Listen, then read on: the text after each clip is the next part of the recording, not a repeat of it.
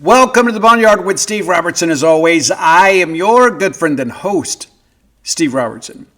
Hope you guys are doing well. It's the Maroon Friday edition of the Yard. Friday already, man. It's Friday evening, too.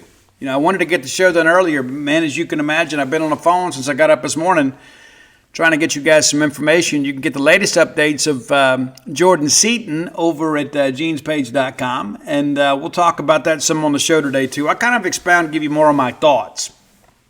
But, some good things are happening in that respect. We'll talk about that in our first segment of the show. Got a great top 10 list. I'm excited to roll this one out to you. I think some of you are going to really like it. Some of you aren't. And that's okay.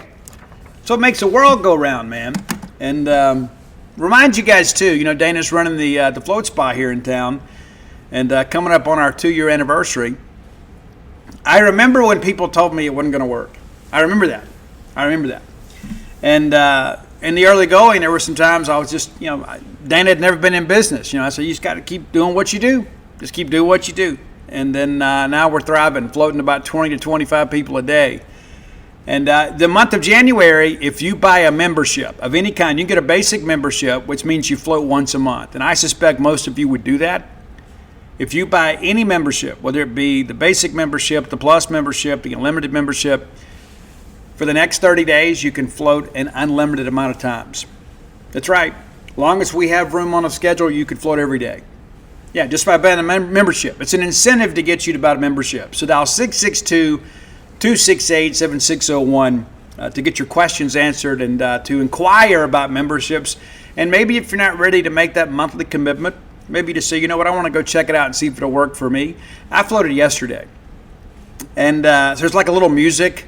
Right? There's a little music that kind of relax you when you first get in there and kind of clear your mind. And I typically pick the 30-minute introduction. I elected to go with the 20-minute because I like the silence. And before the silence even began, I was knocked out. I mean, just completely relaxed.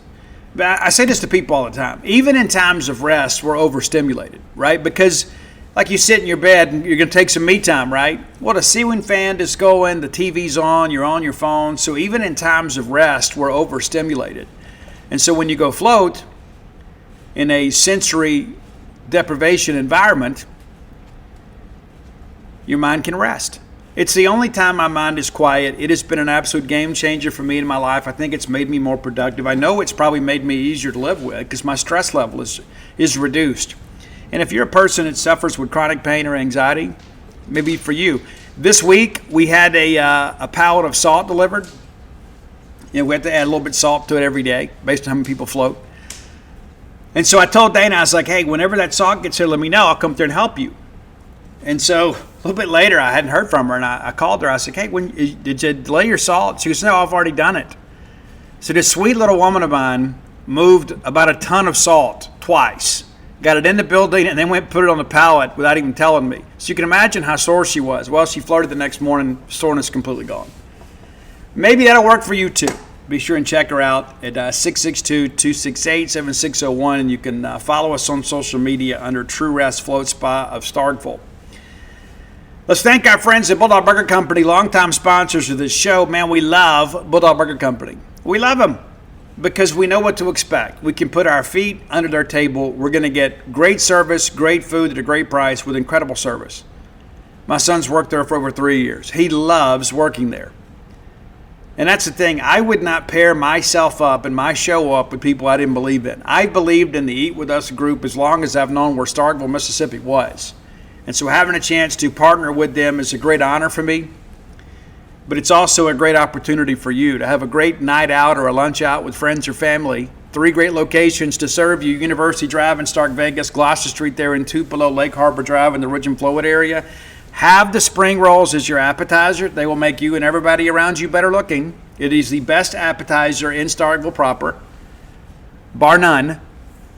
Find your own favorites on the menu. If you're a newbie to Bulldog Burger Company, let me encourage you, start with the Bulldog. You can't go wrong with the Bulldog. Like if you only ate the signature Bulldog burger from Bulldog Burger Company the rest of your life, you would come out well ahead. You would live life and live it more abundantly. And then get that chocolate shake. You can ride that ride home with a smile. And maybe everybody else is thinking burger and you're thinking, you know what, maybe I want to eat something else. Pretty expansive menu. Maybe get that BLT salad. I prefer it grilled. You may like it fried. No matter how you get it, you're probably getting it with ranch dressing. If you're from South Mississippi, it's a requirement. Bulldog Burger Company, the place where people go to meet, M-E-A-T. All right, let's do a little bit of a portal update. We'll talk a little bit about recent visitors. Since we've been together, some good things have happened. And I like to keep you guys apprised of what's happening with the outgoing guys, too. I appreciate their contributions to Mississippi State, even if it didn't work out quite the way we wanted, right? And we can never fault anybody from wanting to get more playing time. Javen Williams, remember, transferred into Mississippi State last year from Kennesaw State. Well, he's headed to BYU. And I got to say, I'm a little bit surprised. Right? I really didn't know that he would get another Power 4 opportunity. I thought maybe he'd, find a spot somewhere in the Sun Belt or something and play well. But headed to BYU. So congratulations to Javen, and we appreciate, his time with us. It's a good thing. Seth Davis, running back Seth Davis, now headed to Tulsa. That just happened today. I know many of you are huge fans of Seth. Great young man. Has overcome a lot of adversity and will now be with the Golden Hurricane. So congratulations to he and his family. Corey Clark, this is actually a really good story. Okay, Corey Clark, you may recall, we've discussed it on the show multiple times. 2 summers ago, he comes to camp. He has exhausted his junior college eligibility and ends up getting an opportunity to sign with Mississippi State. Basically, it's just kind of like an emergency guy, got to provide depth. Well, we have some injuries. We have some guys that get dismissed from the program, and Corey Clark ends up having to play. And he plays. And then this past year, they like to take the redshirt route with him. We kind of recruited over him, and you expected that, right? But now Corey Clark is headed to Boca Raton to be a member of the Florida Atlantic Owls on a full scholarship. That's a great place to spend your last year of college down there in Boca. You kidding me? Right?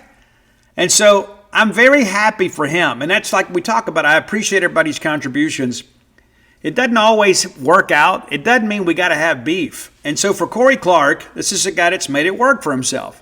A lot of people could have gone through junior college and not gotten the offers they wanted and just said, you know what, I'm just going to go get a job. I'm going to go be a regular student. But he bet on himself and said, you know what, I'm going to go to Mississippi State's prospect camp, does enough to earn an opportunity, signs, gets 2 years of school here, and then has one final year to go play at a level that I think that he can compete at.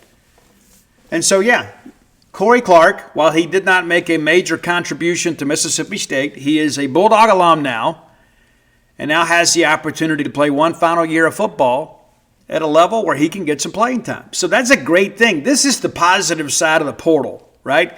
Because Corey Clark wasn't going to play at Mississippi State this year. As a fifth-year senior, he wasn't going to play. And so he elects to transfer out, and I'm sure he had some encouragement to do so. And rather than be one of these kids that didn't find a landing spot, Corey does. And so, again, this is a great story, and I'm very happy for he and his family, as you should be as well, right? We all are. I mean, there's no reason to be negative about this. Jaquan Bolden, remember him, right? From Canton, Mississippi, went to junior college, and then had a chance to come here, elected to go to Purdue, spend some time there, got banged up, came here, didn't make any contribution. Great young man, just didn't have what it took to break into this offensive line rotation. And you know how bad we were this year. Well, he's headed to Jackson State. And that's, again, probably a level that he can play. And we wish him the best, too. Another great young man. There are a lot of people that are better people than they are players. And there's some people that are great players that aren't very good people. We've had a combination of both. But Jaquan's a great young man. So, again, we wish him the best. Some discussion, too, that Tony Mitchell having a little bit buyer's remorse being in the portal. And I said when he went in, he didn't have a lot to sell. I think that he's a guy that could probably go G5 right now. But I'm told that he would like to come back, but no decisions have been made. It's just something we'll talk about. We'll see, because State's still got some spots to fill out this roster. My thinking is, rather than just go bet on somebody else, I'd take Tony. You know what you're going to get from Tony. Now, if you don't think Tony can add value, go get somebody else. But that's a possibility too, to consider. Tony may be a guy that couldn't end up being back, and probably no NIL package involved. Probably just like, hey, we'll give you a roster spot, give you a chance to keep playing in the SEC. Joseph Head Jr., a young man that grew up, Mississippi State guy, and great family. I think a lot of Joseph. Had a chance to play a little bit this year. He's headed to Memphis. Got a handful of guys that have headed to Memphis, and that's okay. But that's your update on the recent signings. And I know it's such a relief for them. You know, just kind of looking at it here. We got 37 outgoing transfers, counting Zach Owens, who went in yesterday. And he was a guy, too, if you recall, joined the program in the spring portal, basically came Whitfield Oldholt, found his way into the starting lineup at right guard, had some good moments, had some not so good moments, and had some moments, too, that, you know, ultimately saw him lose some playing time. So this is probably a good thing. You'd think at 6'6", 340, you could find a way to make that work at guard. But, yeah, Zach had some challenges. And there's some people out there that you see on social media, we always talk about, you know, one man's trash is another man's treasure. These guys go in the portal and people are like, oh, we got to get them, we got to get them. You know, we're guilty of some of that stuff too, right? You get happy about the new toys and the new players and all that kind of stuff. But yeah, I just want to keep you guys, for those of you that don't follow it real closely, I just want you to know, you know, that some of these guys are finding a landing spot, will have a chance to continue their playing careers and get their college degree. And there's a few of these guys out here that don't have a lot brewing, but we've still got some time, as you guys are well aware. We still have some time for these guys. And I look at Cam Thompson. I know there was some talk about him going back to Northern Illinois. We haven't got that updated, if that's correct. I need to double check, and let's just do that together. I don't know. I don't see anything out there really on it. I don't know. We'll look through all that stuff later. But he may be going back up there. I think that may be correct. I got to double check that. I let other people handle this. Once they leave our orbit, it's somebody else's responsibility to keep that stuff updated. And there's a couple guys, as you guys know, that have gone in the portal that, really don't have any eligibility left. It's going to require a waiver. And I think there are probably some teams that will kind of wait this thing out before they do anything with that. You know, Dwight Lewis is one of those guys. Obviously, Marcus Allen's a guy.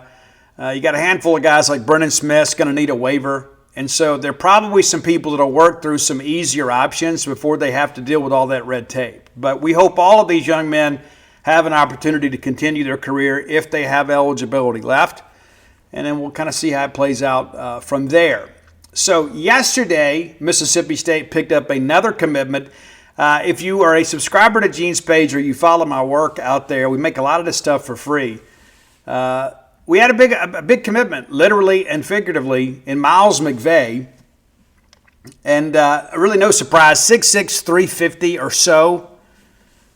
One of our guys, one of our, social media accounts out there, Mississippi State friendly social media accounts, put out that he was 373, and Miles had to be sure to correct that. But he was a four-star prospect out of high school, signed with Alabama, played a little bit his first year in 2023, was a redshirt. He was also an Under Armour All-American.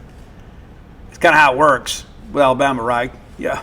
But, then he played the next year as a reserve and a special teams guy. Elects to get in the portal, goes to North Carolina. Had some minor injuries this year, but played in several games. Played basically, in his college career, he's played left tackle, left guard, and right tackle. So basically everything but center. And I had a chance to speak to him yesterday. He is absolutely jacked to be on your football team. And he calls Camario Taylor a mythical beast. He said, it's all of our job to keep that mythical beast standing upright. That guy throwing the football, Camario has been a drawing card. We suspected he would be. We'd love to have won that bowl game and really have some juice, but I think we got some anyway because I think people can see how special Camario is.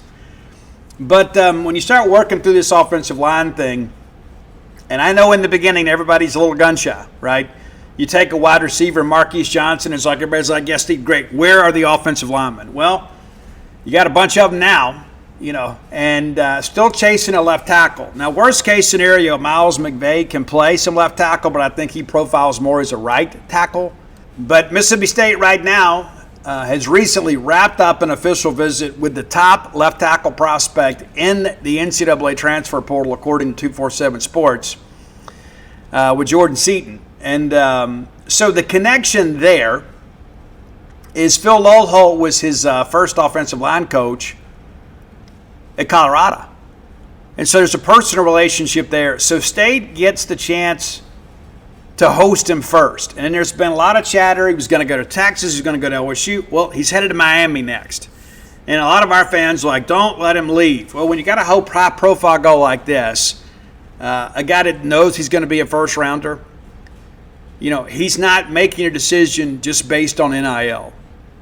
And you could say, but Steve, everybody's got a price. Well, there's a good chance he's going to get a big check next year from a pro football team, right? So he's looking for the place that he can be developed and put him in a scenario where he could be a first-rounder.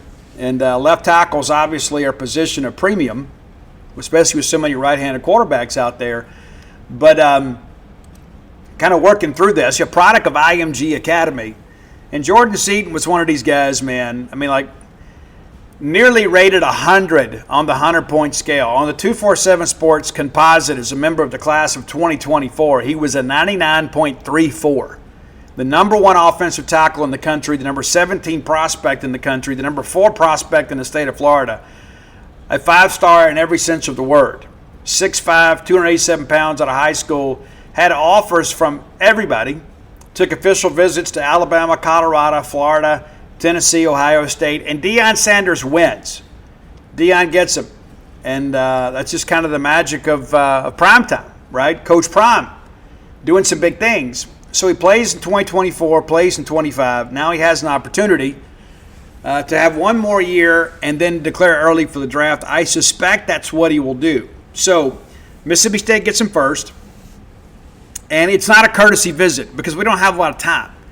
Classes started this week at Mississippi State. Drop-ad date is next week. Now, he's going to do a bunch of visits in a short time, and then he's going to make a decision. He would not have taken a visit to Mississippi State if we weren't willing to hit his asking price. And I can tell you, we are willing to hit his asking price. That's how important he is. Zach Selman is involved in these negotiations. Everybody is freeing up capital to make sure that if we have the opportunity to get him, we're going to get him. And if we don't get him, it won't be for a lack of effort or a lack of funding. Just getting him on campus is a big deal, but that's not going to win us any more football games. I think it sends a message to all of you that, yes, we are all in football. And it's so interesting to me, and again, there's a lot of these walk-on experts out here. They clearly have more time than I do. They know every player in the country. Everybody. They should go get a job doing that stuff. Go get a job with the ESPN or something because they know everybody. And if you don't believe me, ask them. Because as soon as we offer a kid, this kid sucks. Well, how do you know? You did a Google search? You didn't watch him play, right? But everybody that follows recruiting and everybody that kind of keeps an eye on what happens nationally, everybody does know Jordan Seaton.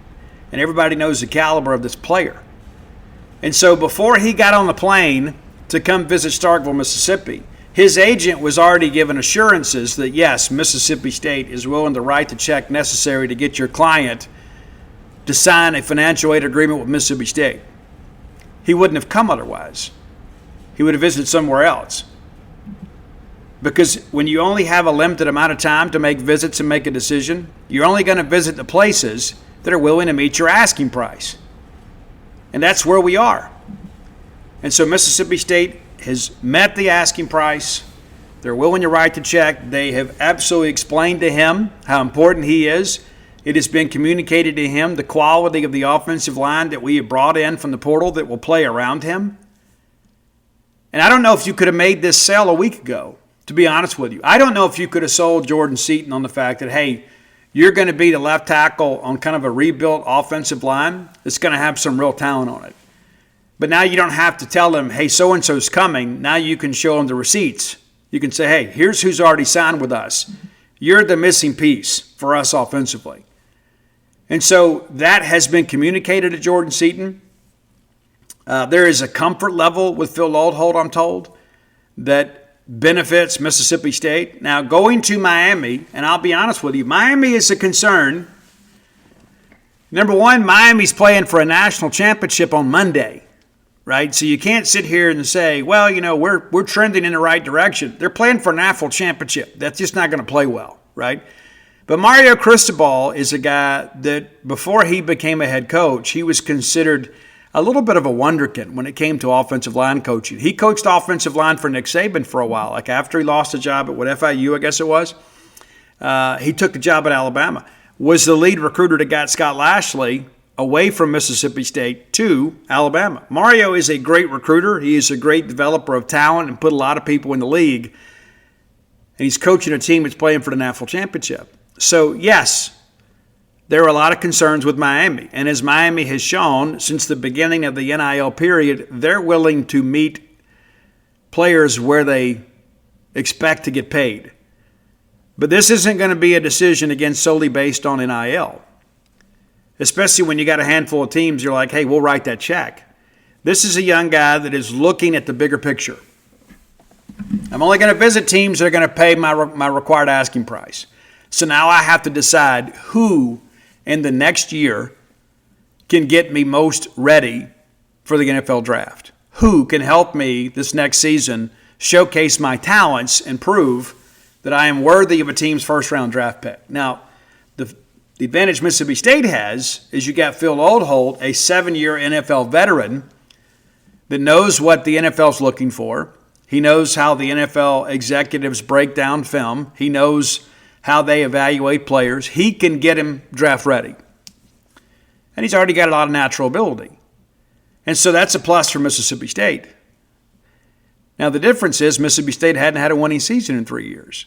And so if it's just about the draft and it's just about the check, then, yeah, Mississippi State will stay in it. Now, if he's a guy that wants to go compete for a national championship, Miami's probably going to have an advantage because they're already there. I mean, it's not a hot take. It's just the reality of it. So big news to get him here. Big development. A lot of people, I can tell you, there is some optimism that Mississippi State put their best foot forward. We rolled out the big maroon carpet for him, and he was able to get the full attention of the staff. That's an important aspect of it. Now, we don't have all of our eggs in his basket, okay? And you're going to feel like, oh, this is a big letdown. Well, yeah, going from the number one transfer portal target, probably in the portal, to Mason Barton probably feels like a drop down. Now, Mason Barton is another guy that I'm told has pro potential, but he's out of West Memphis, Arkansas, and has played at Jackson State.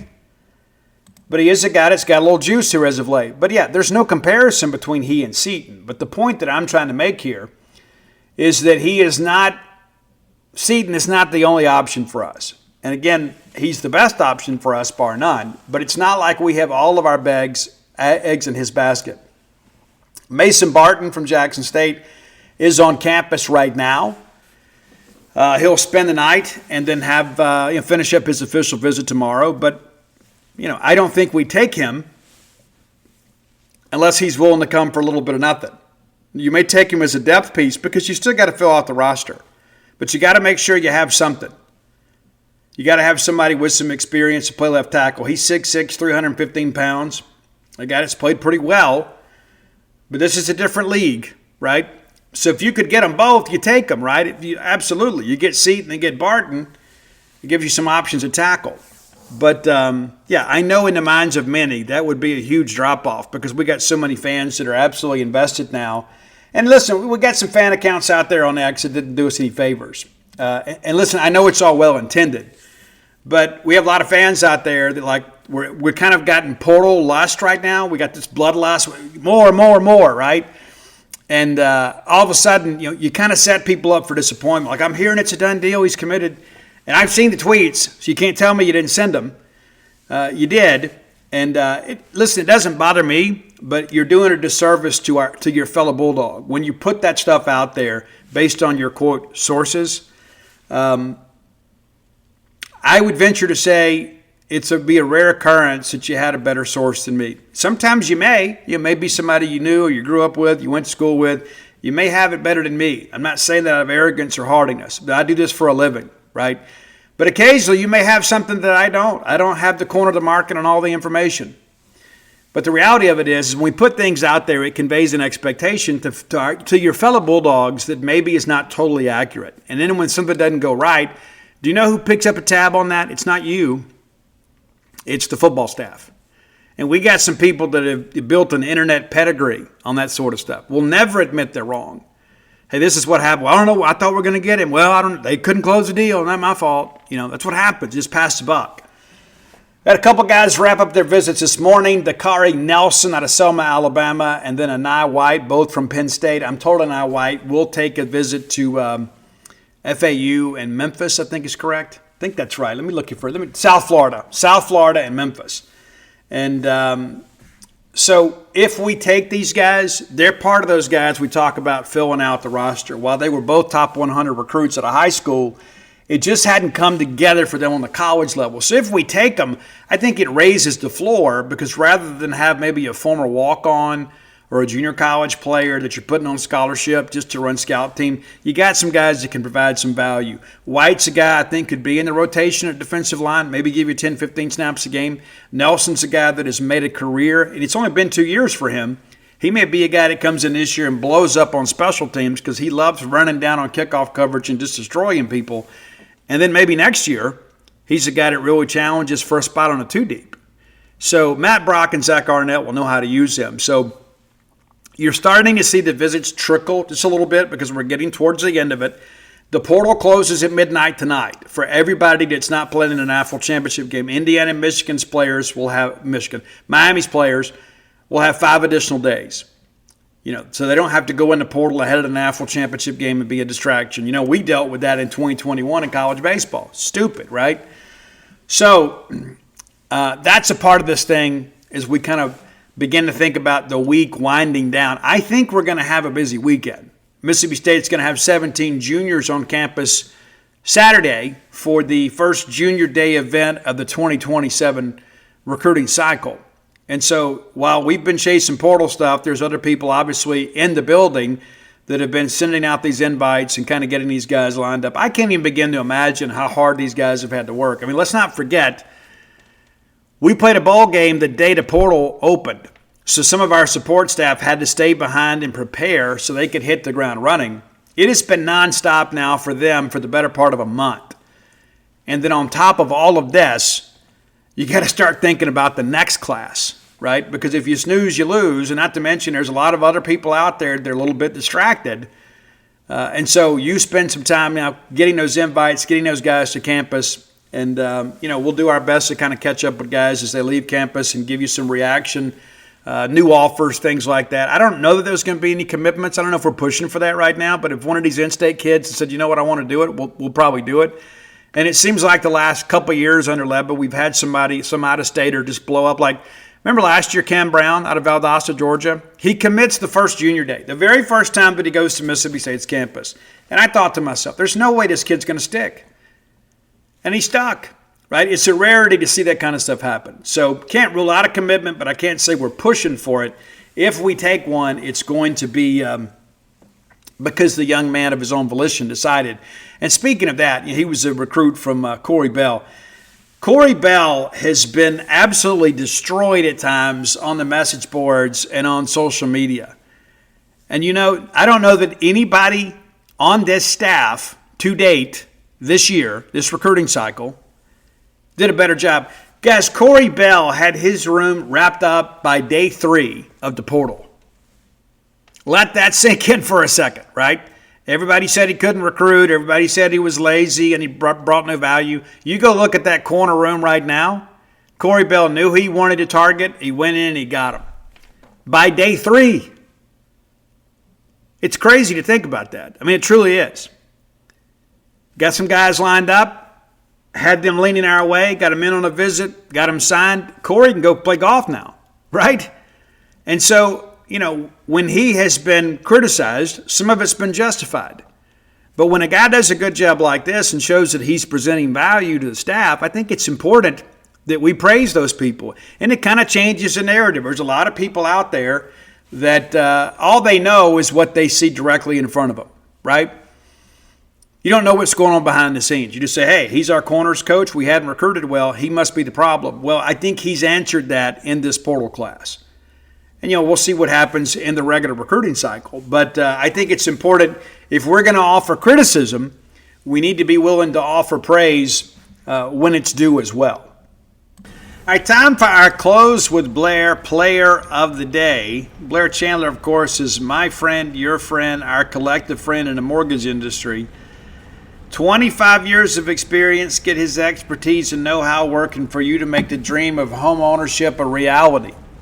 Maybe you've been turned down in the past. It may be because you had the wrong loan originator. Give Blair a text or call today at 601-500-2344, 601-500-2344. Blair knows how to get things done. Thus the name Close with Blair at closewithblair.com. It's a meat grinder of an industry. Nobody hangs around 20 plus years by accident. So I'm going to encourage you, the next time that you're considering buying a home, whether it's your first home, your next home, your retirement home, or perhaps that game day condo, get Blair on your side. He could be your advocate with underwriting. They ask for so many ridiculous things. I spent a year in the mortgage industry, had some success, but I tell you, I was eager to get out of it, to be honest with you. It's not a lot of fun. Underwriters do all kind of silly stuff. No, all due respect, but it's like you submit a loan that is in line with the guidelines, and then all of a sudden they need like a lock of your kid's hair from their first haircut, and a note from your mom, pint of blood, all that kind of stuff. Let Blair take some of the stress and anxiety out of that process. He can prepare you and your loan for any challenges that come through underwriting. Blair Chandler at closewithblair.com. Your player of the day is Terry Prentice. And some of you wonder who Terry Prentice is. Well, he is your sports rep from the athletic department for football. And he is a guy that is intimately involved in all of this procurement of players and the processing of deals and the allocation of funds, and kind of assist Zach Selman in many respects, kind of Zach's right-hand man in some respects. But the reality of it is Terry is one of those guys behind the scenes that does so many wonderful things for you that you may not ever hear about. Saw him earlier this week. Had lunch at Bulldog Burger Company, and there he was. Yeah, him and Dave. Yeah, and one of my buddies. I won't tell you who, because I don't never know. I don't never know who's up here incognito. You right? So.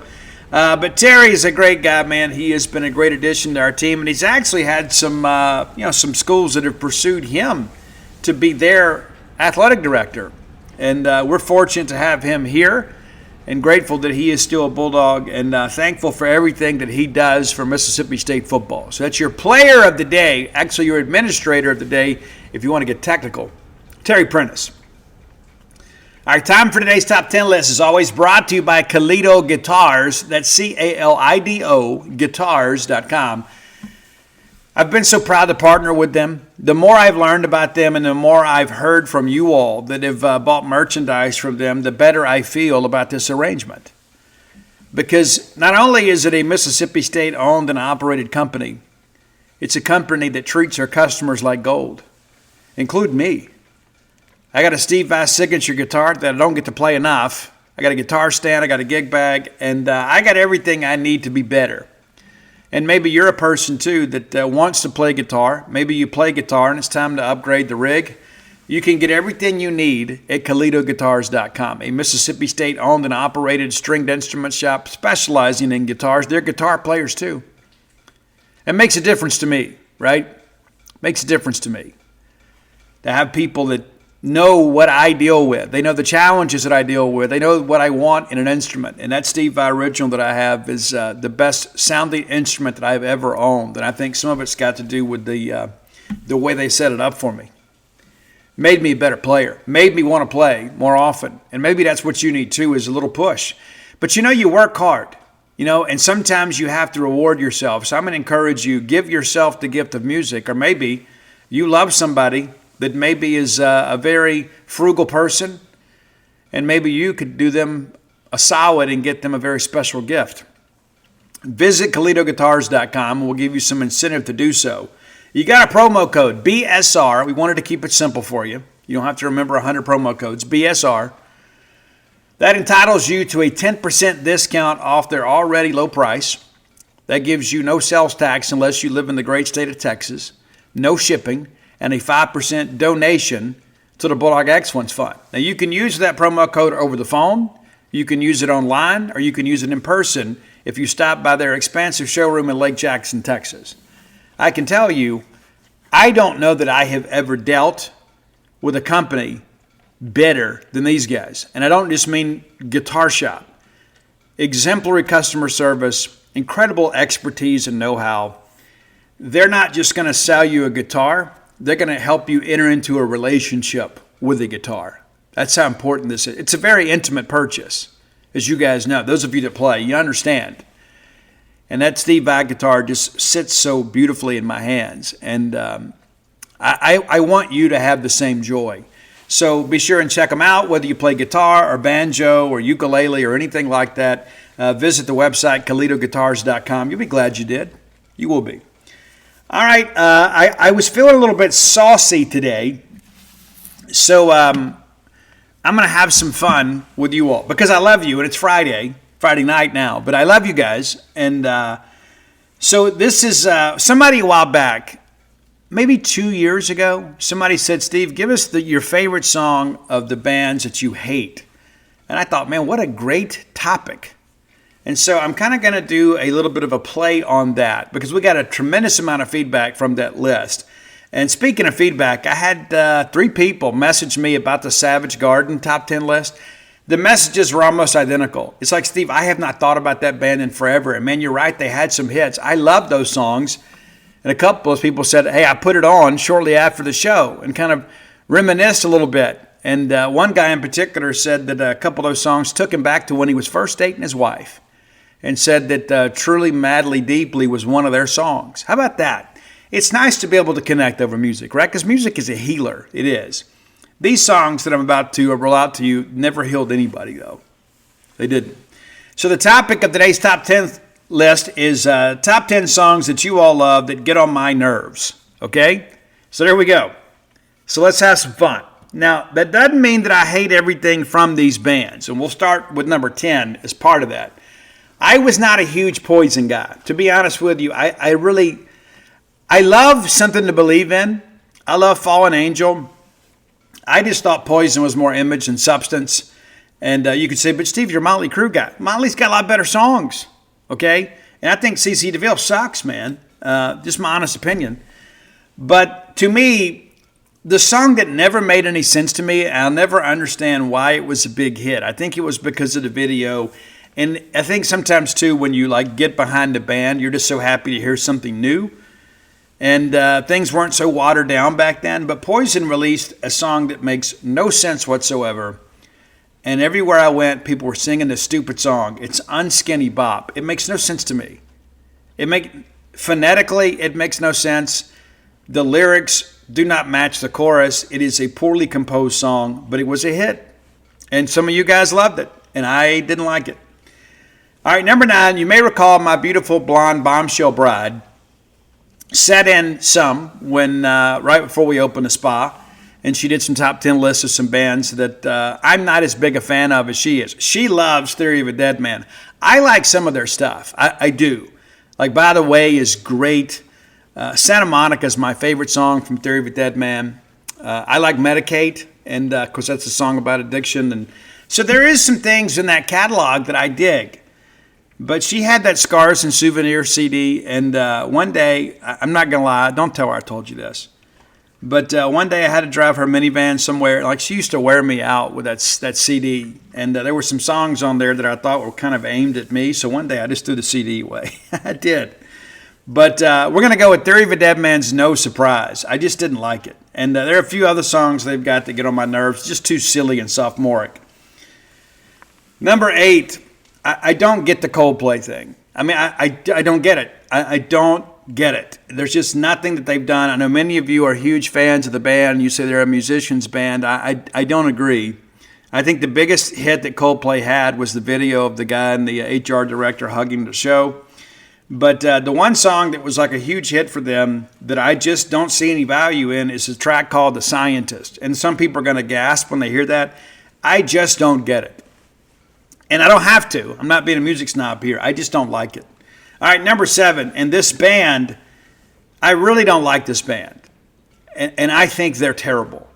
And some of you really like this band because it's kind of like the corporate punk thing, which is a oxymoron in and of itself. If I was ranking like my least favorite bands of all time, they'd be in the top 5 or the bottom 5, however you want to phrase that. But it's Blink-182's What's My Age Again. What in the world are we doing? People are like, oh, they start singing this song. Guys, Enema of the State, the only good thing about that is they had Janine on the cover. That's the only good thing about that album. I don't like Blink-182, and I feel bad for all of you in the early 2000s that had to grow up in an era where there wasn't a lot of great music. Number 6, from the same era, another band that is proof positive that almost anybody can get a record deal, it's Everclear. The vocalist is so incredibly mundane. The lyrics are just not great. And I know this song may mean a lot to some of you that may have had some father abandonment issues in your life. I think there are a lot better ones than this one. But it's Father of Mine from Everclear. Like as soon as it comes on the radio, I got to change it. I cannot even stand to hear those opening bars. It drives me nuts. Number 5. This band has a huge following, and sometimes I get sucked into these online debates, and I tell people all the time, man, these guys suck. They do. And listen, I respect the fact they sold a bunch of records. And I know a lot of people like to go, let's just say, participate in some adult activities that may be illegal and then go to these shows. And to be honest with you, I'd have to be high to go see the show. I would be. It just makes no sense to me. It's just so bad. It's like the Chino's voice just grades on my nerves, and they recently released a new song, and I actually like the new stuff better than the classic stuff, but it's the Deftones, and we're going to go with My Own Summer, Shove It. It's just not any good, guys. It's not. We don't have to pretend anymore. The Deftones suck, man. I mean, it's okay to admit that. I'll just say it. They suck. Number 4. Now, this band has created a big of a following. They got a bit of a cult following because of this song. I think the band's pretty good. I think the song is probably much more anthemic than it should be, and I think so many of you just sing the lyrics and you don't know what you're singing, right? That's just, But it's the Killers' Mr. Brightside. Do you know what the song is about? I mean, it's basically some dude that turns into a cuckold, right? He's by her house and she's with her boyfriend. It kind of comes off kind of creepy and stalkerish, to be honest with you. But he's dating this girl and she likes somebody else. But I'm Mr. Brightside. I don't want to be. I'll take the dark side. If that's what it takes to be Mr. Brightside, is to have the girl you love choose somebody else, then you guys can have it.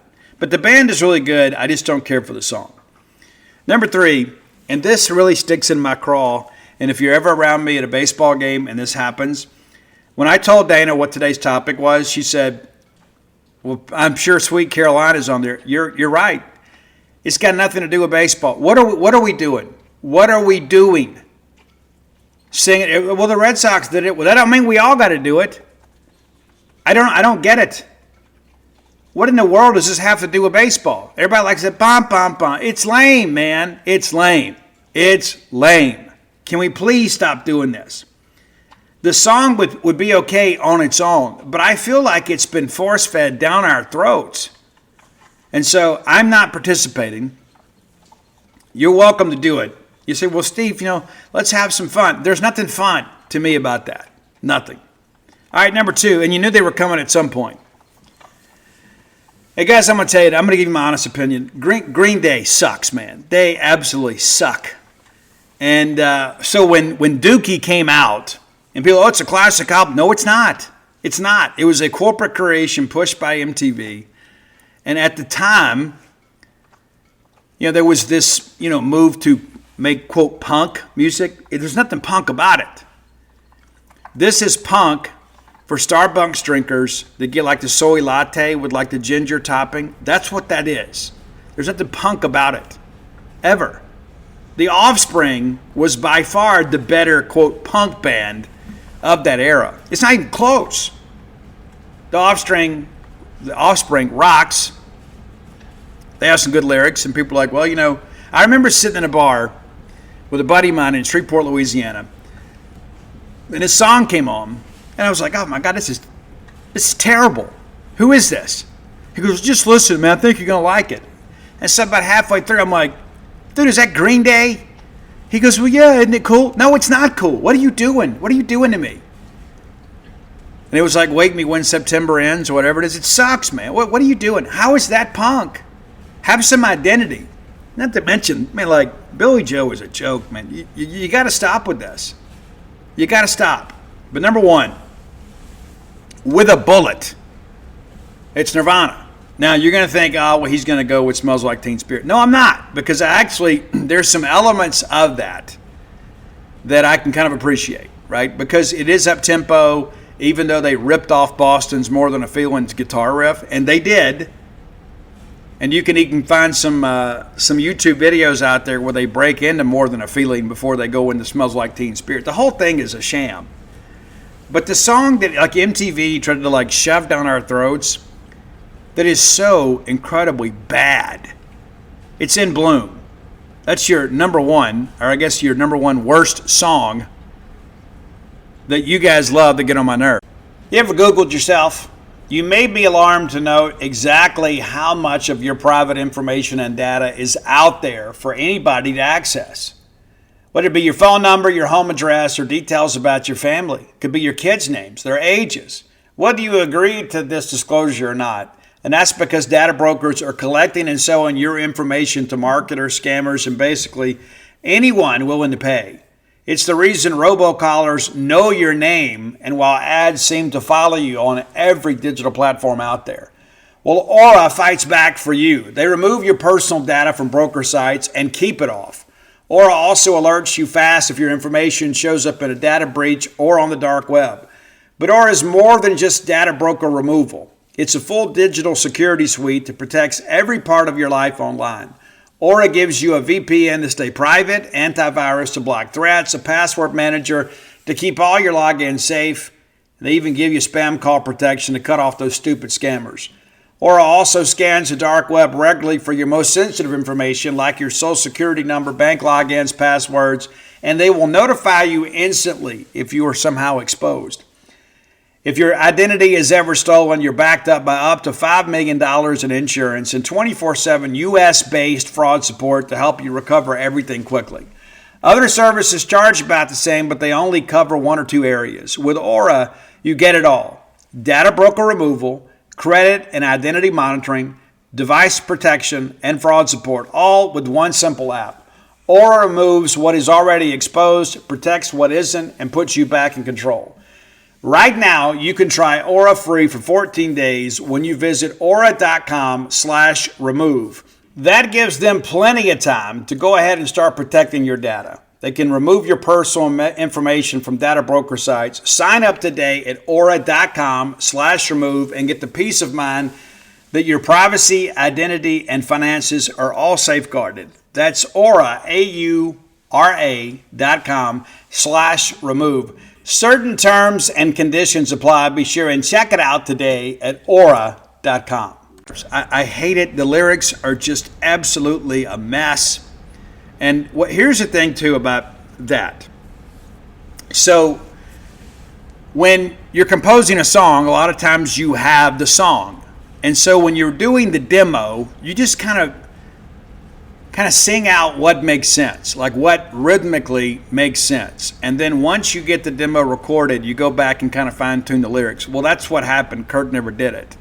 And people are like, oh, these lyrics are just so, if you've read any interviews, and I've read tons, I could write a book about grunge and about I could, because I loved it. I loved it. It lasted about 15 minutes, but I loved it. Loved it. But Kurt Cobain will tell you, well, he can't anymore, but he did back then, that the lyrics were the least important part of the song. And there are a lot of people that feel that way. He said it was more about kind of building a vibe, right? And so he just kind of did the phonetic exercise and then kind of played a joke with the audience, and you guys bought it. And so I share that with you. And again, I say this every time we talk about Nirvana. You're welcome to like them, but you have been the victim of a corporate rock creation. MTV, and it's on record, if you read the book, I Want My MTV, they de-emphasized certain bands and certain genres and pushed in collusion with record companies to promote a lot of these bands that were making cheaper videos, signing smaller contracts, and making cheaper records. It was all about the record companies making money. So if you're anti-corporate rock, then you can't go on with this corporate magazine sucks thing with Kurt Cobain, because he made the shirt, but he still went on the cover of Rolling Stone, right? I mean, it's hypocritical. It is. And the guy was totally obsessed with being rich, totally obsessed with being famous, and that's not how many of you build him to be. God rest his soul, but I didn't buy it then. And I certainly don't buy it now that we got more information. But, and I always remind her, Soundgarden had already sold 2 million records and toured the world before Nirvana had a real record deal. Oh, you didn't know? It's true. Go back and check. Not to mention the wonderful majesty and talent of the great Andrew Wood, who was born in Columbus, Mississippi, who fronted Mother Love Bone, that really started the Seattle scene in alternative rock music. Melvins, Mother Love Bone, Green River, those bands were kind of the precursor to all of this. And of course, Pearl Jam rose from the ashes of Mother Love Bone. And I think most people would agree, Pearl Jam is the quintessential band of the 1990s. So that's my list. And I will not listen to any Soundgarden or Chris Cornell slander from anybody. But yeah, I welcome your feedback. If you disagree, that's okay. My feelings won't be changed, and I'm sure I won't change your feelings either. You love what you love, that's fine. But I think Nirvana is one of the biggest scams that the record industry has ever perpetuated on the American public. If you have ideas for the top 10 list, reach out, let us know. Best way to do that is to hit up Roy Samanti on X, who is back on the game. Dogmatic67, D-A-W-G-M-A-T-I-C 67. You can find our great list on Spotify on that same handle. You can find me on all forms of social media at Scout Steve R. All right, next segment of the show brought to you by Campus Bookmart, a Starkvillian institution. Man, we love Campus Bookmart. And why? Because they have the stuff we want, right? We can't get enough Mississippi State merch. Whether it's clothing, whether it's just gift ideas, whether it's decorative items, we can't get enough of it. You can't go wrong by doing right. And by doing right is you're buying other Bulldogs more Mississippi State gear. I mean, it's a timeless gift. People say, well, they're just so hard to buy for. No, we're not. No, we're not. Buy something with a Mississippi State logo on it, we're going to wear it. You buy that, quarter zip with the interlocking MSU on it, you're going to wear it with pride. You get that new M over S hoodie, you get that cool cap, you're going to wear it. And you know what happens too? And this is how I feel. Like when Dana buys me something, I was like, she knows me, right? And so when somebody buys you something like that you're going to enjoy and wear regularly, you feel like, you know what, how thoughtful for them, right? So you need to be the thoughtful one in your friend or family group, and go check out Campus Bookmart's expansive selection of Mississippi State merchandise. Miss Kathy Brown does an amazing job outfitting that store with all the latest wares that we want to buy. Go check them out next time you're in town. If you can't make it to Campus Bookmart, visit them online at campusbookmart.net. We'll give you some incentive to do so. Promo code BSR, which gets you free shipping on all orders over $75. Any order less than $75, absolutely incomplete. Okay. I shared with you guys, I thought we were going to get crushed by oh my gosh, I get so convoluted sometimes. But Vanderbilt, I thought Vanderbilt would crush us in women's basketball. Now, I'm not a moral victories guy, and we've lost 4 in a row, right? But this Vanderbilt team is really good, 18-0 now. I was impressed with the fact that we fought as hard as we did. And I think that's something to build upon. It was 2016 after 1, and State nearly tied it at the half. It's 36-35 at the break. And then really, that third quarter kind of proved to be the decisive quarter. It was both teams scored a ton of points, but we got outscored by 10. 30 points in a quarter by Vanderbilt, and then we're kind of chasing the game. Like we're down 11. And we still come back and make a game of it, and we outscore them by 6, but it just simply wasn't enough. And, proud of the effort, but, man, we don't just play to play it, right? We play to win it. And it just felt like we could never truly narrow the gap enough to get over the hump. We got to within 4 with about 4 minutes to play, crowd's alive, and then next thing you know, they answer, as good teams do. Michaela Blakes with a 3-point basket to push it back out to 7. And just from there, it just kind of felt like we were in trouble. And that proved to be the case. Again, we didn't quit. We were down 12 with 2 minutes to go and kind of scored some baskets late to maybe make that final quarter look a little bit closer than it really was. But this Vanderbilt team's good. And I think our team is good too. We're just not great. Bulldogs dropped to 14-5 overall, 1-4 in the SEC. We kind of expected that. We didn't want that. We kind of expected that. Vanderbilt's now 18-0, 5-0 in league play. Michaela Blakes went for 38 in the game. We knew, right? And sometimes it's easier said than done. One of the most impressive things about her game is the fact that she played all 40 minutes and she was a perfect 11 of 11 from the free throw line. When you're going to handle the ball as much as she does, you got to be good at the free throw line, and she is, and she was. Also handed out 7 assists. On the Bulldog side of things, we shot almost 49%. They shot 50%. Right, and we both of us shot about 38%. They got to the line a lot more, and they converted. We were shooting 85%, 12-14. We just didn't get to the line enough. But looking at the bigger numbers here, Madison Francis leads the Bulldogs with 15 points. He actually had 5 players in double figures. You like that, right? Favor Nwadazi with 14 points. Also pulled down 6 rebounds. Carissa Richardson, 13 points. Sanaya King with 13, and then Chandler Prater with 10. And it looks like she's kind of finding her stroke a little bit on the offensive end. It's a big part of this, for sure. But, rebounding, right? Like, when there's not a lot of missed shots, rebounds at a premium, it ends up being even. Both of us with 33 apiece. You needed to kind of win the rebounding war in a game like that when both teams are shooting it pretty well. But we got some points off the bench, so proud of the effort, but not happy with the result. And I think that's as nice as I can say it. I am not off the bandwagon at all, but we got another big opportunity on Sunday as Kentucky comes in. And, we have played some tough games against them. We had some tough ones up in Lexington. We've done pretty okay at home, but this Kentucky women's basketball team is probably better than what we've seen in recent years. I think that's a fair assessment.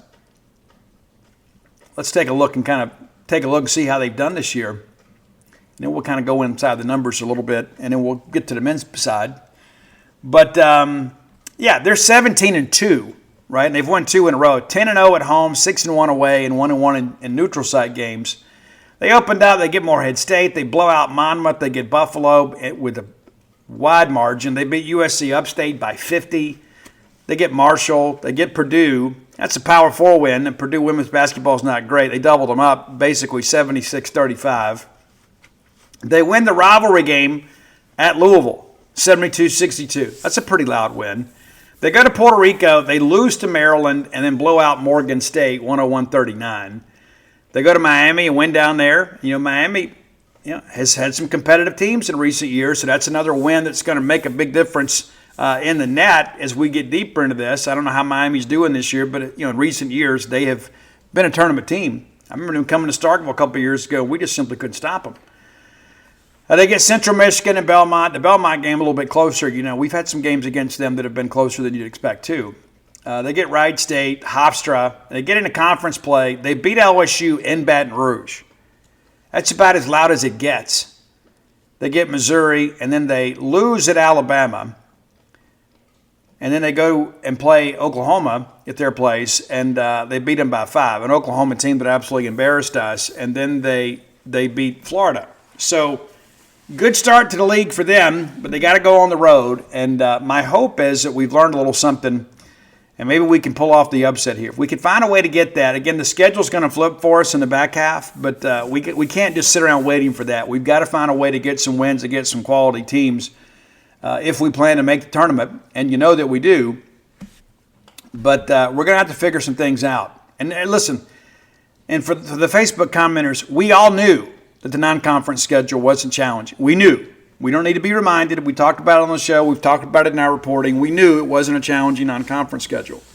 But with so many new faces and new pieces, we had to schedule smart to kind of give us a chance to earn some confidence and find some chemistry. And we may not have the talent to compete in the SEC the way we hoped. Kentucky averaging just over 79 points a game, giving up just 55. That's just over a 24-point differential. And they're shooting it right at 45%. Their opponents just 35. It shows they're getting out defending. They're just 31% from beyond the arc, and maybe that's something that can help us a little bit. Maybe that's really not their game. But they're defending that pretty well, too, just 27%. They're making 9 threes a game, giving up about 5. We're going to need to make more than 5. We probably need to get in the double digits to win this game. Also would ignite Humphrey Coliseum, shooting 72% from the line and pulling down about 42 boards a game, out-rebounding their opponents by just over 9. Handed out 18.3 assists, sharing the basketball well, nearly doubling up their opponents that are just under 10 per game. They've turned it over 11 times a game. Not a huge number, not a bad number, but they forced about 15 turnovers. They've got 117 steals, which works out to be about 6. Not a big number. 141 blocks, but they've only been blocked 40 times. So they blocked you over 100 times more than we blocked them, or at least there's their opponents have. Look at individual numbers here.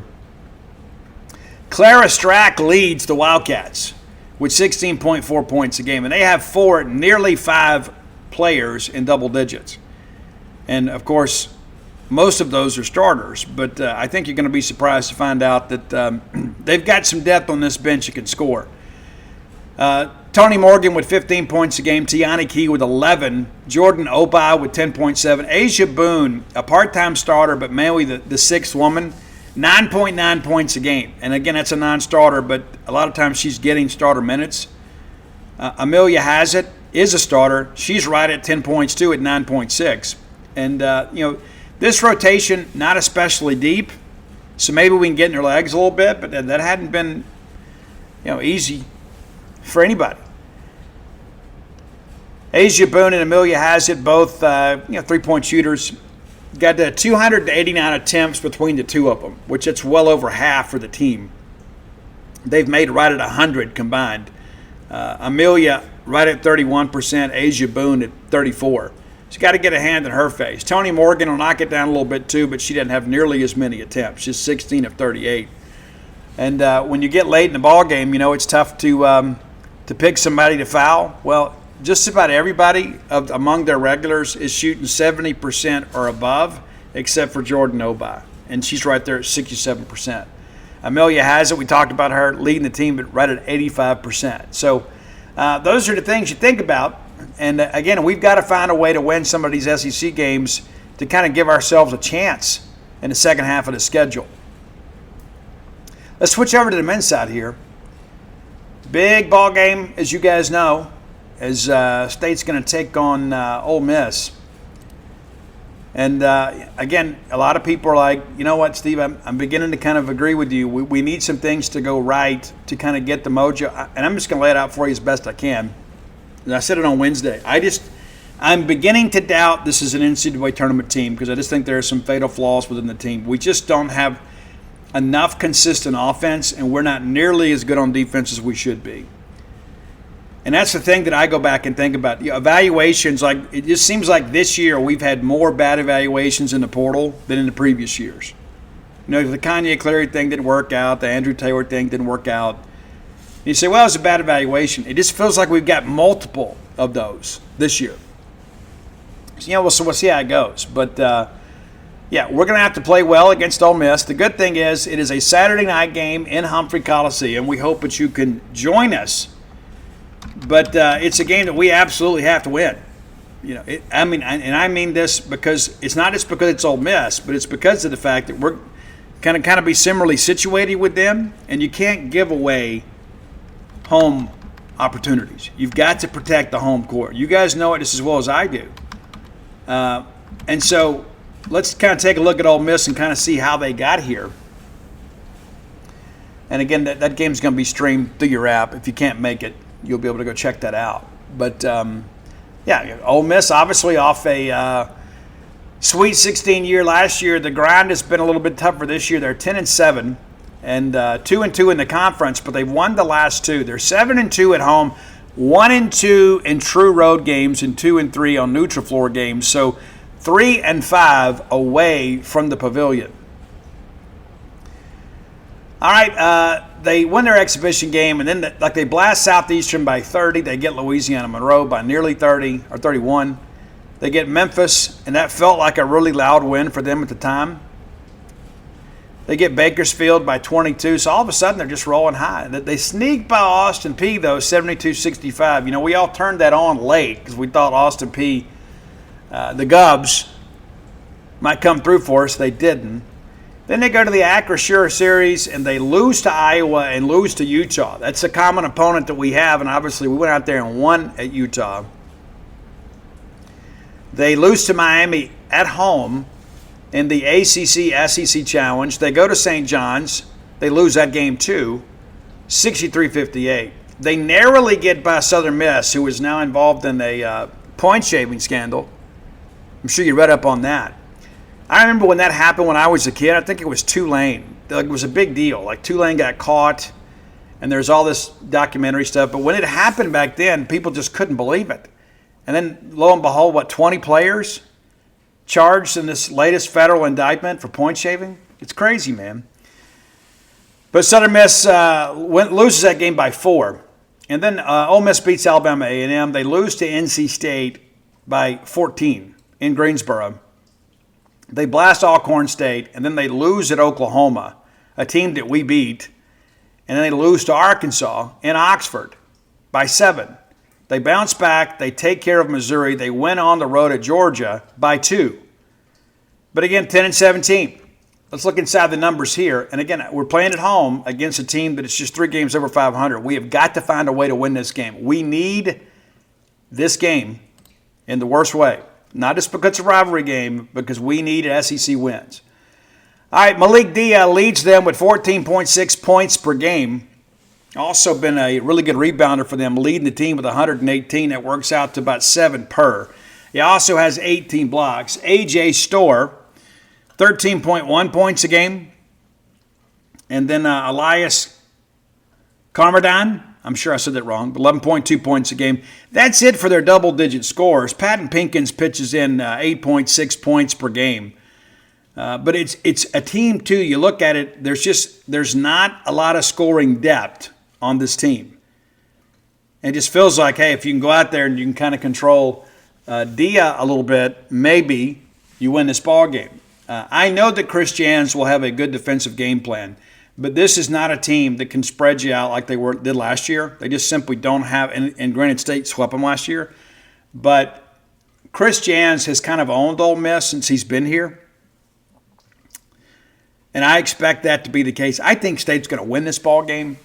And I think some of it's because of the fact that you guys are going to be there. It's going to be a packed house. And again, we have had the opportunity the last 2 ball games. We get up and we kind of fade. And I think because of the fact that Ole Miss at times goes a little bit cold, that you're going to be able to kind of rest some guys late and kind of save a little bit in the tank. I'm hopeful that's the case. You know, of course, we could go up 50 at the break and just kind of coast. I'd be okay with that too. I don't know how you guys see it. But I think that would be something of significance as well. Look at the betting odds here. As of now, State favored by 3.5 in this game, kind of a home court advantage. Of course, 7:30 Central tip. You feel like we ought to be able to get this game, but I don't think we need to be in a close ball game. I just really feel like it kind of becomes a self-fulfilling prophecy, so hopefully we can kind of throw the knockout punch before the final 4 minutes. Of course, you got to manage the game, and hopefully they'll foul and we get Josh to the line. I just think State can get enough scoring with Epps and Hubbard to open some things up for other people, and I think this is an Ole Miss team, again, that's maybe found a little bit of confidence late, but they're coming to a place where you guys are waiting to devour them because you want to win too. And you understand who this is and how they played this year. So let's go get it done. And then we'll see what happens the rest of the way. But all we can do is focus on what's in front of us And right now it's trying to get a win against Ole Miss and get another win in the win column. And then hopefully start chipping our way back, because you remember that year one at Christians, we thought, man, if we could somehow make the NIT, we'd be thrilled. And then Coach found a way down the stretch to just kind of will that team along and got us into the NCAA tournament. We thought, man, we're ahead of schedule. We haven't been able to get beyond that. And maybe that's kind of where we are right now. But if we want to make it a fourth straight tournament, winning this game tomorrow would be certainly a step in the right direction. All right, final segment of the show brought to you by the Stark Vegas Clubhouse, the best place to stay in the Golden Triangle, bar none. We have stayed there. We had a great time, stayed there New Year's 2025. We hope to do it again sometime. My mom was hoping we'd do it again this year, but we decided to take the party out of state, make it a little bit easier on Arnie and Betsy and their family with a new baby, instead of them having to drive all this way. So everybody will be a little bit older next year, provided we stop having children. But nevertheless, we had a great time at the Stark Vegas Clubhouse. You owe it to yourself to get your friends and family together and stay at the Stark Vegas Clubhouse. Whether it's a ball game weekend or a midweek, this kind of staycation or a retreat, work group, whatever, it's there for your disposal. It's open 365 days a year. It's not like somebody lives there and only rents it out on the weekends. It is available to you throughout the year. Whatever your needs are. You only got a couple neighbors out there, but we don't want you getting too crazy. No raves or anything like that. I want to respect the neighbors. But whether it's a work retreat or something like that, it may be exactly what you're looking for. Google the Stark Vegas Clubhouse. When you do, their Facebook page will pop up for you. You can peruse the pictures of all the amenities available to you and your guests, the full-service kitchen, the wet bar, the back porch area, the fire pit area, plenty of parking. That is an underappreciated amenity. When you get a large group together, it's tough when you go rent a place to find everybody a place to park. No worries there. It's the old renovated country club at the old country club out past the Highlands, just 5 minutes away from the Mississippi State campus. Now, when you Google, you're going to have some booking options to pop up too. Airbnb, VRBO. Go that route if you want to. I don't know what you got. You may have a credit or something. But if you want to save some money and you don't have a credit, let me give you one. Promo code BSR10 through the Evolve website. BSR10, the number 10, BSR10, get you 10% off your stay. So just by listening to this show, you're getting a discount at the premier place to stay in the Golden Triangle. The Stark Vegas Clubhouse, be sure and check it out today. Have you guys kept up with this Ole Miss thing? I don't know what's true and what's not. But I can tell you there's a lot of Ole Miss people that are angry. And it couldn't happen to a better bunch. But all that I understood, this is kind of dirty pool, right? You heard about this where supposedly that the offer sheets and the NIL payments to their roster was like leaked internally to the players. And you wonder if that's true, why hasn't it made it out? You know what I'm saying? Because if somebody's really angry and disgruntled, they'd want that information out there, you would think. But a lot of people pointing some fingers towards Baton Rouge. And I've seen some commentary, and of course people just sharing their opinions about, well, it may have been a Trojan horse. And that Ole Miss should have let Lane coach through the playoffs. Guys, Ole Miss had no choice. You couldn't let Lane Kiffin continue to coach a team and have interactions. And I think Ole Miss did the best they could. I mean, obviously I'm happy they lost, but man, what a great run for them. I got no beef with those players. But somebody somewhere, if this story is true, has done something that is incredibly unethical. Now, the flip side of it is ethics and Ole Miss football haven't always gone together, as you guys are well aware. And they're the ones that kind of started the virus, and they end up catching it. So it's hard for me to have a ton of sympathy for them in that respect. But it just seems so strategic. You know what I mean? It's like, here it is, the portal window closes tonight. So they release this at like the worst possible time, but with just enough time for there to be some impact. Now, of course, if a guy goes in the portal, he can always withdraw if the team wants him back, right? But then you see these guys going in the portal, immediately going to LSU. It seems a little shady. It does. And what's so interesting, for decades, Ole Miss people have said LSU's our real rival. Well, that's not true. But it does appear that now LSU is paying attention to Ole Miss, because I can tell you, as a guy that lived down there 16 years, they absolutely did not keep up with Ole Miss. It wasn't anything, and the only time they thought about Ole Miss was the week they played Ole Miss. That's the truth. It may not be what they want to hear. Well, now you got somebody down there that appears to be obsessed with them, Lane Kiffin trolling them on social media and things like that. I suspect the SEC office is going to have to get involved here. And even though this is happening to Ole Miss, there needs to be some type of penalty for this, right? I mean, there has to be. If there can be any malfeasance proven, there's got to be some sanctions for this. Because why would you want another team to have unauthorized access to your offer sheets and your deals and then be able to communicate that to the full roster? Because a lot of this stuff is kept private. My thinking is that all of it should be public. Like, if you want to find out what an NFL player is making, you can go Google it. Sometimes the terms of a deal are not disclosed, but eventually that information comes out. I think, hey, if we want to treat it like pro football, then let's treat it like pro football. We all want to be business people, but then let's treat it like a business, right? I mean, not to mention, we're all shareholders in this, right? And so if you're a stockholder in a company, you get a proxy report every year, right? You get a shareholders report. And so that's my thought. Maybe this becomes, maybe a linchpin to kind of protect that kind of stuff in the future. Again, I think that stuff should be public, and when everybody's trying to keep it private, it makes it easier for teams to manipulate. I had a discussion with a friend earlier this week, and we talked a little bit about this era in recruiting. And one of the things I like about it is there's a lot more transparency for the player, right? You find out who really wants you. Like we talked about, DJ Chester was offered more money from Mississippi State than Alabama. And you wonder what happened with Cal and Timothy Lewis. Did they outbid Alabama too? Was that a whiff? That 2 whiffs for Alabama? Because that's how it was.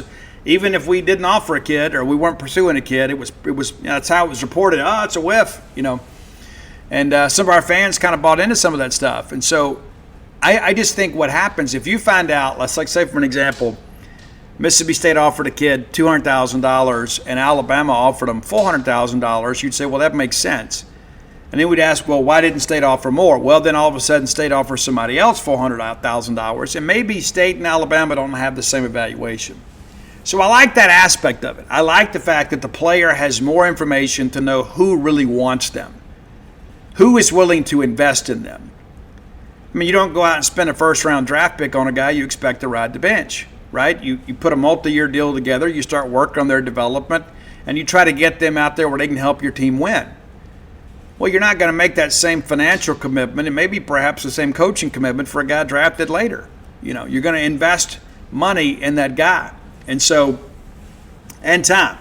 So I think that's an important aspect of it. But I know that a lot of Mississippi State people are having a laugh at Ole Miss's expense, and I agree it couldn't happen to a better bunch. But I don't think this is a precedent that we want to see continue. I don't think it'd be good for us either. Wouldn't be good for any team, right? Under the current dynamic, nobody wins in that situation other than your opponents, right? And we've had situations in the past, and I shared this on Gene's page a couple days ago. We had a player that was leaving, and we made them a deal to try to get him to stay. Well, they had their mind made up to leave. Then they go right back to the apartments, and they tell everybody in their personnel group that we offered them double what we actually did. So then all of a sudden we're in damage control, and this little lie end up costing us a lot more money. And so that's the thing you look at too. When you got to pay those guys more to retain them, it makes it more difficult to go out there and acquire other players. But I think everything should just be open for everybody. I think every deal should be made public. That's my personal feeling about it. Maybe you feel differently, but there would be a lot less of risk involved with this sort of stuff. And if everybody just kind of laid their cards on the table, we'd kind of know where things were. Everybody. And yet people always say not everything is for public consumption. Well, it doesn't benefit Mississippi State and Charlie Winfield and the Bulldog Initiative to putting thing out there about how much money we have in NIL when nobody else is doing it. And again, these little graphics that make the rounds, that's not based in anything. It's completely made up. Because I can tell you, Charlie Winfield never makes that information public to the media. He didn't do it, and nor should he. It puts us at a disadvantage. If the numbers are transparent, the numbers are transparent. But I can tell you this, we're putting tens of millions of dollars in this roster. It isn't like a situation we're just trying to take a bunch of walk-ons and put them on scholarship and hope for the best. Mississippi State is invested in football. A couple of things I want to talk about before we get out of here. And heard from one of you that is kind of struggling a little bit. I talked a little bit about my daughter Mia's grades that came out, how proud we are of her. And this person is struggling a little bit. And I won't break any anonymity. I'm not going to give any details because I don't want anybody close to them because I don't know who knows they're struggling, right? And we deal with that a lot. I get a lot of messages from people, of course, due to my work in recovery and from many of you that have reached out. A lot of people do encourage me. Say, hey, Steve, just kind of keep it up, man. This is great. Here's some things that I want you to know. Guys, I had to learn a lot of lessons hard. I did. A lot of hard lessons. I've had to teach a lot of hard lessons too. But hard lessons are often the best teacher, right? Because hard lessons kind of kill your ego a little bit. Because when you have real adversity in life, there is some humility. All of a sudden you realize I'm really not in control of everything. I'm only in control of myself. And I was a guy that I always thought that I was too smart, too cool, too quick to get caught up, But here's the thing that I'm going to tell you: no matter who you are, you, as we used to say back in the day, you can get got too. Everybody at some point has a cross to bear and a price to pay for the life they lead. And there are a lot of people out there that kind of misconstrue this. I see this all the time. And people will say, well, the devil's messing with me. Well, I think that's kind of an arrogant way to excuse your own bad decisions. Sometimes the devil is you. And there's a lot of this stuff I see out there where people, they blame everybody but themselves. When I began to heal is when I began to accept that I was the captain of my own ship, that I'm the one that drove it into harm's way. The storm may have crashed me on the beach, but I navigated it into the storm. And so sometimes we're not victims, we're volunteers. And I think that's an important distinction. That's what long-term recovery and maturity teaches you, is that there are some things in life you can't control, but there are a lot of things you can. That's not to say you shouldn't take risk. Favor favors the bold, right? Or fortune favors the bold, whatever the adage is. You know what I'm saying. So you got to take some chances in life. But the reality of it is none of us are going to get out of here alive. We're all going to deal with something that's very difficult. But guys, I'll tell you, just to be completely transparent with you, you guys know how pitiful I was when Dana was travel nursing. And the truth of the matter is, it was my idea. And it wasn't that I wanted to be away from her. I thought, hey, this would give us a chance to kind of build up some more savings. And so we thought we would do like a distance contract and then something close to home and then a distance contract. And then as she went to these places, I would go visit so we could experience this stuff together. Well, then, she ended up out in Mexico for a while and for basically 8 months. And I got a preview of what it would be like to be divorced from her. And I didn't like it. And I didn't handle it well. I didn't. It was very difficult. And, you try to get on the phone and you don't want her to think that you're struggling. But I was struggling. I was struggling significantly. And there were times I even considered picking up and drinking. And that's just me being honest with you. I didn't, because that's what happens. The big book tells us there will come a day when you have no mental defense against that first drink. And so on my worst day, I texted my 3 best friends in recovery. And I said, hey, I'm struggling a little bit. If you hadn't heard from me in an hour, call me. And thankfully, I had a speaking engagement that night. And so I just felt like, hey, if I could just get back into bed, if I can just stay sober until I get to the speaking engagement, get something to eat, get back home and get into bed, that things would be okay. The moment passes if we let it. And I don't just mean cravings for alcohol and drugs. And here I was over 30 years sober, all of a sudden thinking a drink may fix my problems, even though every day of my life, since I was back in 1991, I've understood that no, the drinking only makes a problem worse. And so I share that transparency with all of you because I'm not a superhero. I'm not. Even Superman gets blues, as they say, and I'm not him. And so I share that with you because we are all living the same experience on the same planet. We may have different challenges, but at some point, darkness is going to come knocking. And you got to be spiritually and mentally and emotionally fit for when that day comes. There's a lot of temptations in life, and you read it every day in the paper, where somebody has succumbed to a temptation that has wrecked their life. And at the end of the day, it wasn't the temptation that wrecked their life, it was their entertainment of that temptation, their acceptance or acting on that. We have free will, right? None of us are robots. It's like I hear these things sometimes and people say, well, it just happened. No, nothing just happened.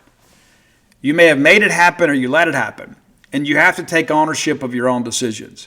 And that was the biggest turning point in my recovery. When I first went to treatment, it was everybody else's fault. Everybody else failed me. And then I began to realize that the truth of the matter is that I had failed me. And there are going to be things that happen in life that are beyond our control, that are going to cripple us. It's going to send us to our knees. It's going to bring feelings of humility. And, that's Bible too. Pride goeth before the fall. And I think when you live, listen, I'm a very proud person. And there are sometimes I have to remind myself, Steve, just be humble. Just be humble about this. Something good will happen, and I'm very esteemed by that. I'm very happy about it. But I don't just go run to Facebook with it. Because I know that all this could end tomorrow. I know every bit of it could end tomorrow. But to the person that reached out to me, as I kind of shared with you, and I'm speaking a little more in detail here, all sunshine and no rain makes a desert. That's important to understand. And the good book tells us, the rain's going to fall on the head of the just and the unjust alike. And that was probably one of the most shocking revelations for me early in recovery. Like on May 7th, 1994 is the saddest day of my life.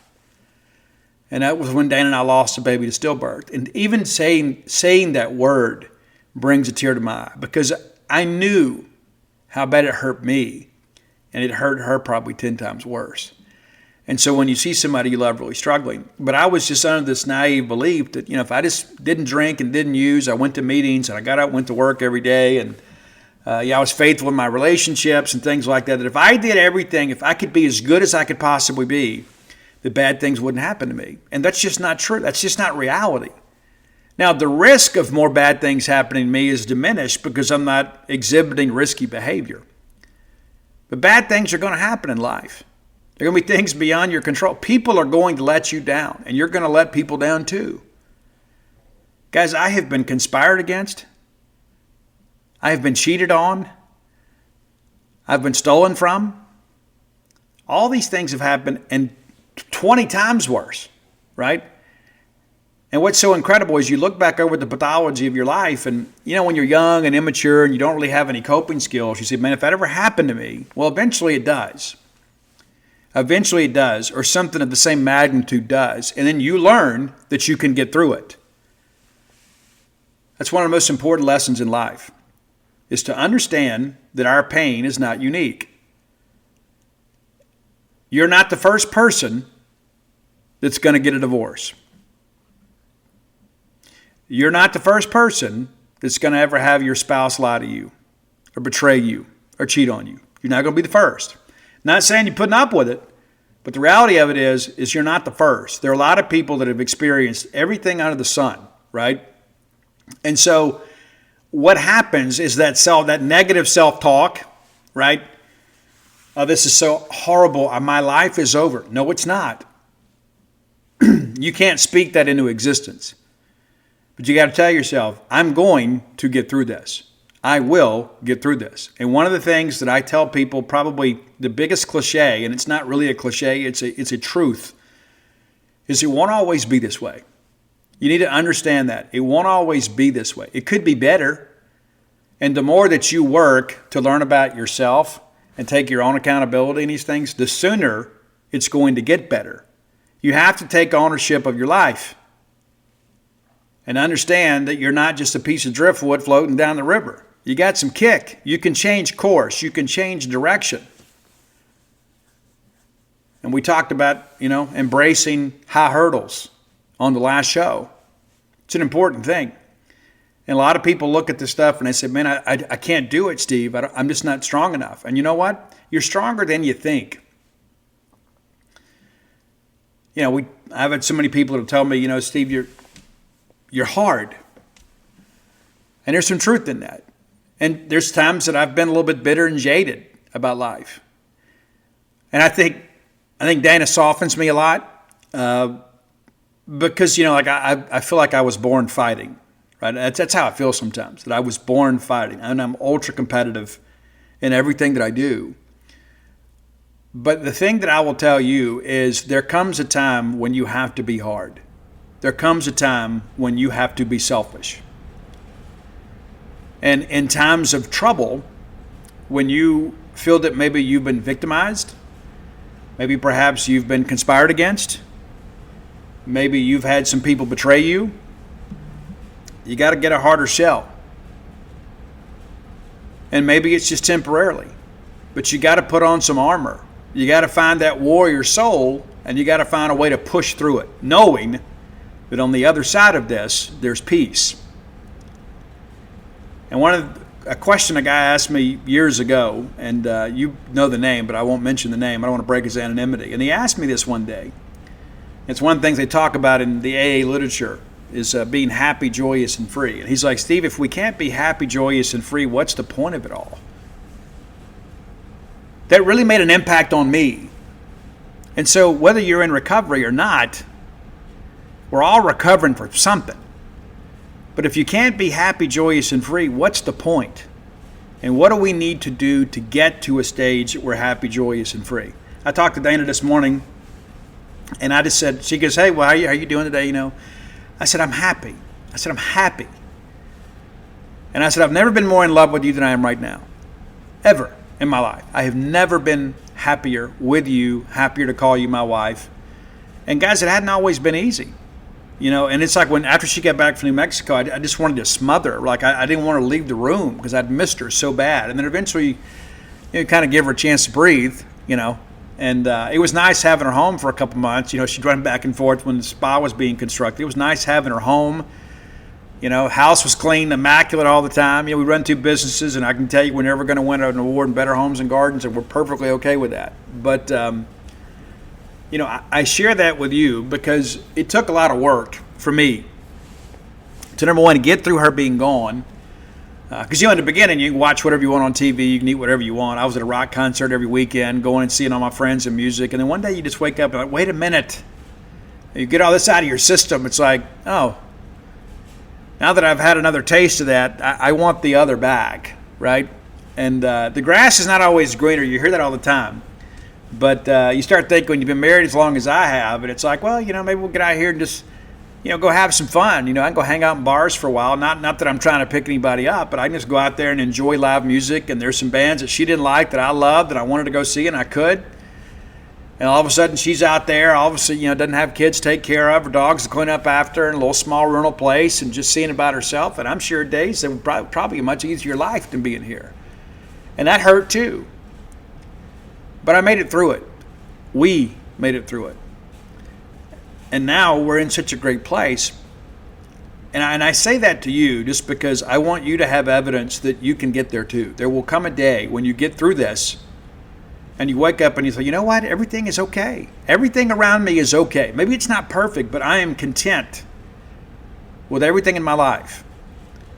I'm happy with my personal relationships. I'm happy with my job. I'm happy with the people that I work with. I got great friends, right? There comes a day when you find that peace and serenity and you can be happy, joyous, and free. Because again, if we can't be happy, joyous, and free, what's the point of all of it? If you hadn't done so, go visit DutyNobleBook.com, and we'll soon have an announcement too. Got a new vendor coming online, going to be carrying some books, and a place that we need a retail presence. And so I share that with you. I think it's important to understand. There's always an expansion, right? But go to DutyNobleBook.com. You get signed copies of all my sports titles. Of course, that's Flim Flam, Stark Villains, Alpha Dogs, Dogpile, The Dude, and the personal memoir, When the Bottom Falls. If you like when I talk about life, you'll love that book. And come join us over at genespage.com. You'll be glad you did.